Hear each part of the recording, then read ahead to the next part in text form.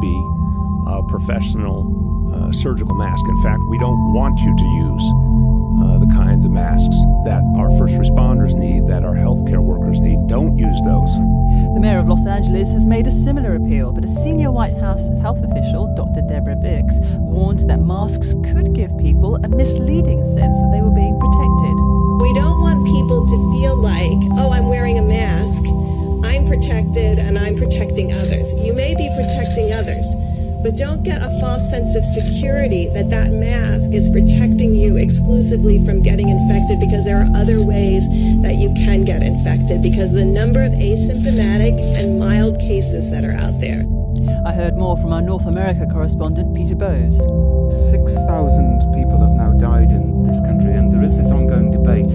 The Trump administration is considering issuing advice to people as to whether they should wear a face mask or some sort of face protection, at least covering their mouth and their nose. And the authorities in Los Angeles and New York City have already issued that advice. That said, one of Donald Trump's medical advisors is saying that she is concerned that it will give people a false sense of protection wearing a mask, thinking that perhaps they can't catch the virus, when of course you still can. You could touch something, you could get the virus on your skin and then maybe touch your face, touch your eyes, and essentially get the infection. So there's a certain amount of caution in terms of advising people to take that course of action. And meanwhile, 2 cruise ships have finally been allowed to dock at Florida after being stuck at sea for weeks with a number of people on board who'd either contracted COVID-19 or even died from it.